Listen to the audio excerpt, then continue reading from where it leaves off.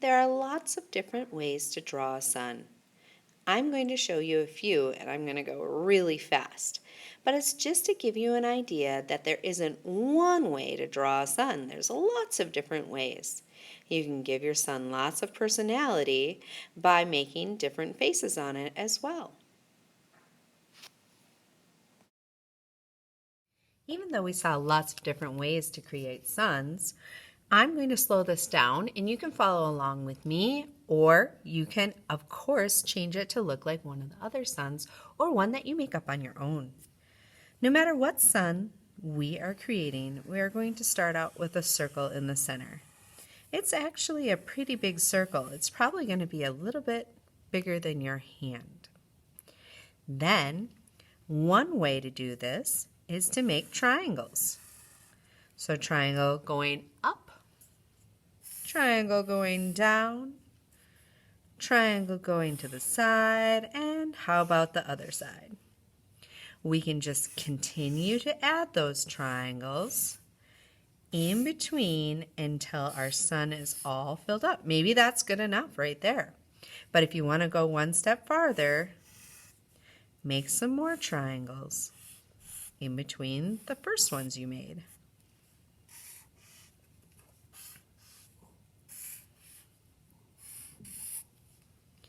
All right, then when you're thinking of that face, think about what kind of style you would like. Practice on a scrap paper if you want to first. I'm going to make this sun with closed eyes and some eyelashes. I'm even going to put eyebrows on my sun. Then I want a super cute smile, some cheeks, and I'm even going to have a tongue hanging out of this one. That is one way to make a sun. The next thing that we're going to do is use texture plates and some crayons. These are crayons that I like to call naked. They are not wearing any clothes, right? The paper that's on there, we've taken the paper off from it. I have some unique crayons as well, some different shapes. It doesn't really matter what these crayons look like. It does help if it doesn't have any paper on it. And then these are texture plates. If you touch them, you're going to feel actual texture or tactile texture, texture you can touch.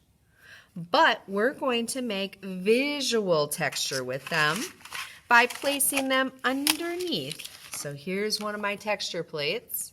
I'm going to place it underneath my artwork. With one hand, I need to hold on nice and tight. So I'm holding both the texture plate and the paper in place.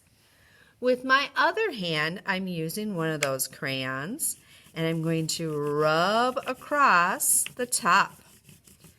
Because my hand's holding this still, both my paper and my texture plate are staying in place. Wow! Do you see that? It created a texture. This is called visual texture, texture you can see. If I touch it, it just feels like crayon.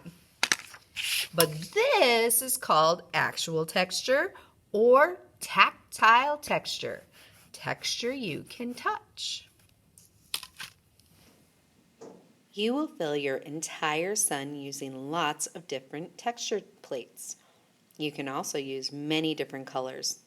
These colors don't have to be the correct colors for a sunshine.